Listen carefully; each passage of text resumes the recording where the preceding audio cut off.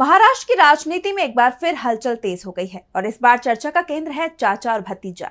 NCP प्रमुख शरद पवार और deputy CM Ajit Pawar की एक साथ मौजूदगी ने सियासी गलियारों में नई हलचल पैदा कर दी है। तो क्या अजीत पवार की घर वापसी की तैयारी हो रही है? क्या एनसीपी दोबारा एक होगी? एक बार चाचा और भतीजे के फिर साथ आने की चर्चाएं तेज हैं। क्या है पूरी खबर, देखिए इस रिपोर्ट में। महाराष्ट्र की राजनीति में सियासी समीकरण बदलने के संकेत मिलने लगे हैं।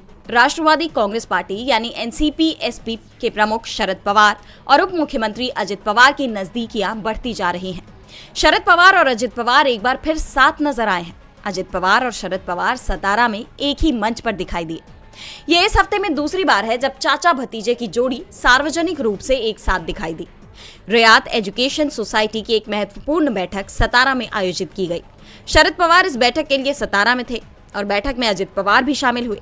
दिलचस्प बात यह है कि इस बैठक में दोनों नेता एक दूसरे के ठीक बगल वाली कुर्सियों पर बैठे थे। बैठक के दौरान दोनों नेताओं ने मिलकर फैसले भी लिए हैं।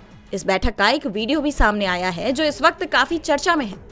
अब इस बैठक में दोनों के साथ नजर आने से कई तरह के सवाल उठ रहे हैं। कहा तो यहां तक जा रहा है कि क्या अजित पवार घर वापसी करने की तैयारी में है, क्योंकि ये पहली बार नहीं है जब दोनों साथ में नजर आए हों।